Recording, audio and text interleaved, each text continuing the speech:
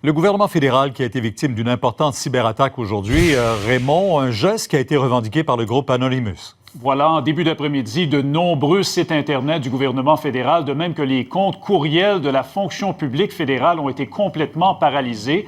Et effectivement, c'est un geste, une cyberattaque qui a été revendiquée dans une vidéo par le groupe Anonymous.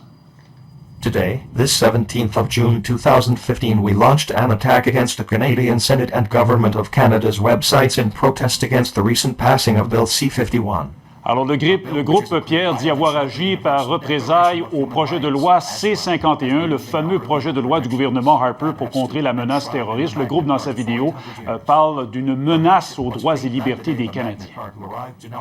La situation semble maintenant revenue à la normale quand même sur les sites, là? Oui, semble-t-il qu'il y a encore des sites Internet, de même que certains comptes courriels qui sont paralysés, toujours affectés par cette cyberattaque. N'en demeure pas moins que, selon l'opposition, c'est une situation qui démontre qu'il y a des failles importantes dans le système informatique du gouvernement canadien. On peut écouter d'ailleurs une porte-parole du NPD qui dit qu'il y a lieu de s'inquiéter. Que s'est-il passé? Est-ce qu'il y a eu bris de sécurité ou de données de renseignements personnels pour les citoyens? Il reste beaucoup de questions qui sont sans réponse. Et au cours des toutes dernières minutes, Pierre, il y a le ministre de la Sécurité publique, Stephen Blaney, qui a donné un point de presse au cours duquel il a donné l'assurance qu'aucune information personnelle n'avait été volée cet après-midi. Prends ça pour acquis. Merci. Au revoir. Un ministre qui cherche à rassurer les Canadiens alors que pour la deuxième fois en moins d'un an, des sites gouvernementaux sont la cible de pirates informatiques. Plus tôt dans la journée, le gouvernement canadien a été la cible d'une cyberattaque. Je tiens à préciser qu'à aucun moment, des informations personnelles n'ont été compromises. Très rapidement, une vidéo du groupe Anonymous apparaissait sur les réseaux sociaux, revendiquant l'attaque qui allait paralyser pendant quelques heures de nombreux sites gouvernementaux.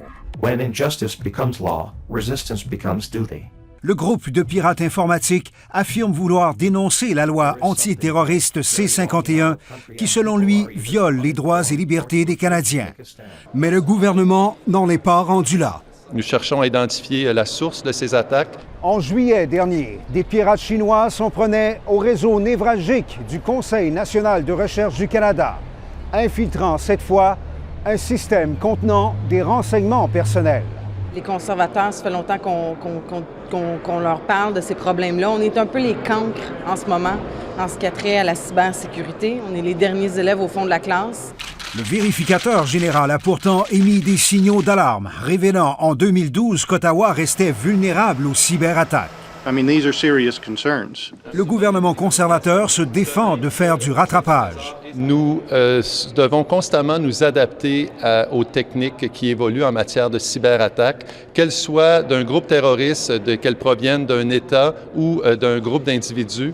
Nous sommes constamment en train d'améliorer nos systèmes. C'est la raison pour laquelle, dans le dernier budget 2015, nous avons prévu des sommes additionnelles. Mais la stratégie informatique du gouvernement n'aura pas empêché cet autre exemple de vulnérabilité qui le place sur la défensive. Ici Marc Goode pour Radio-Canada, Ottawa.